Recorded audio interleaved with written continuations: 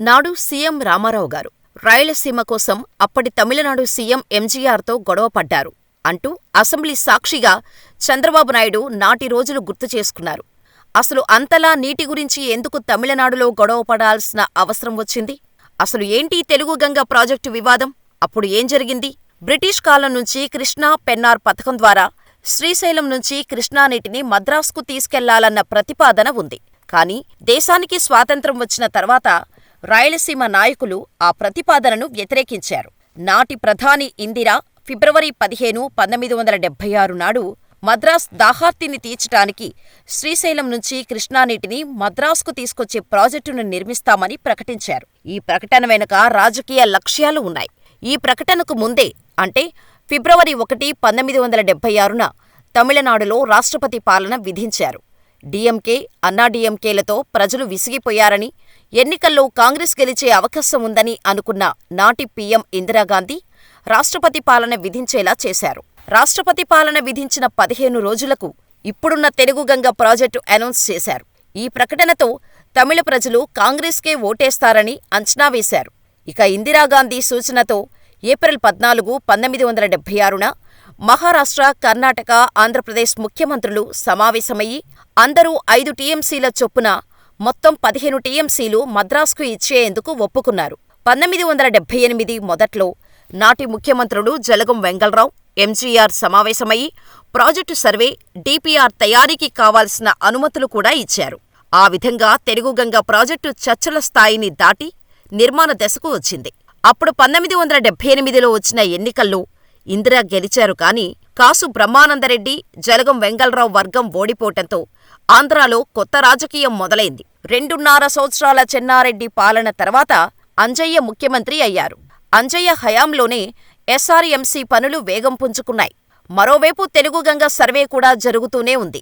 ఇదిలా ఉండగా రాయలసీమకు చెందిన కాంగ్రెస్ యువ శాసనసభ్యులు వైఎస్ రాజశేఖర్రెడ్డి, ఇతర కాంగ్రెస్ నేతలు కలిసి ఎస్ఆర్ఎంసీ నుంచి ఎడమవైపు మరో కాలువను తవ్వి left branch of Srisailam right canal మీదుగా కడప, చిత్తూరు జిల్లాలకు నీళ్లు ఇవ్వాలని అంజయ్యపై ఒత్తిడి తెచ్చారు. Left branch of Srisailam right canal అంటే ఇప్పుడున్న తెలుగు గంగ ప్రాజెక్టే. అప్పటికీ ఈ పేరు పెట్టకపోవటంతో శ్రీశైలం రైట్ కెనాల్ అని పిలిచేవారు. ఆ ఒత్తిడితో నాటి సీఎం అంజయ్య టెక్నికల్ కమిటీ వేశాడు. ఆ రిపోర్టు వచ్చేలోపు ఆయన పదవి నుంచి దిగిపోయారు. అప్పుడు 1983 ఎన్నికలు రావటం, తెలుగుదేశం ప్రభంజనం సృష్టించటం చకచకా జరిగిపోయాయి.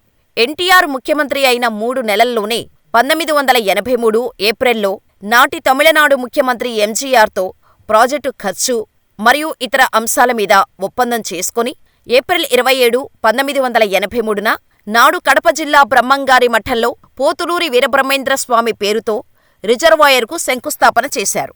ఎస్ఆర్బీసీ ప్రాజెక్టులోని approach canal, Pothireddypadu head regulator, Srisailam కుడి మెయిన్ కెనాల్, బానకచెర్లను అంటే ఈ 4టిని ఎస్ఆర్బీసీ నుంచి తప్పించి తెలుగు గంగ పథకంలో చేర్చారు. దీనితో తెలుగు గంగ పనులు ఊపందుకున్నాయి. కానీ ఎస్ఆర్బీసీ పనుల్లో స్పీడ్ తగ్గింది. అయితే అప్పుడే కాంగ్రెస్ రాజకీయ ప్రయోజనం కోసమే తెలుగు గంగ ప్రాజెక్టును తెరపైకి తెచ్చారని అర్థం చేసుకున్నారు ఎన్టీఆర్. దీంతో అప్పటి పీఎం ఇందిరాగాంధీకి వ్యతిరేకంగా తెలుగు గంగ విషయంలో నిర్ణయాలు తీసుకోవటం మొదలుపెట్టారు. గతంలో కాంగ్రెస్ ముఖ్యమంత్రులు పార్టీ అధిష్టానాన్ని ఏం చెబితే అది చేయాల్సి వచ్చేది. కానీ రామారావుకు ఆ అవసరం లేదు. దీంతో తన వాదనలు, నిబంధనల విషయంలో గట్టిగా ఉండి రాయలసీమ సేద్యపు నీటిని కూడా ప్రాజెక్టులో భాగం చేశాడు. ఈ ప్రాజెక్టుని తమిళనాడు సీఎం ఎంజీఆర్ తీవ్రంగా వ్యతిరేకించారు. కానీ ఎన్టీఆర్ వెనక్కి తగ్గలేదు. ఒకానొక టైంలో ఎన్టీఆర్, ఎంజీఆర్ గొడవపడే స్టేజికి వచ్చింది. చివరికి నాటి పీఎం ఇందిరాగాంధీ కలగజేసుకోవటంతో ఎంజీఆర్, ఎన్టీఆర్ కూర్చొని మాట్లాడుకొని రాయలసీమ సేద్యం ప్రాజెక్టును నెగ్గేలా చేశారు. అలా 1983 మే 23న ఆంధ్ర, తమిళనాడు ముఖ్యమంత్రులు అప్పటి ప్రధాని ఇందిరాగాంధీ సమక్షంలో ఈ ప్రాజెక్టు నిర్మాణానికి శంకుస్థాపన జరిగింది. కానీ నాడు మొదలైన గొడవలు ఇప్పటికీ జరుగుతూనే ఉన్నాయి.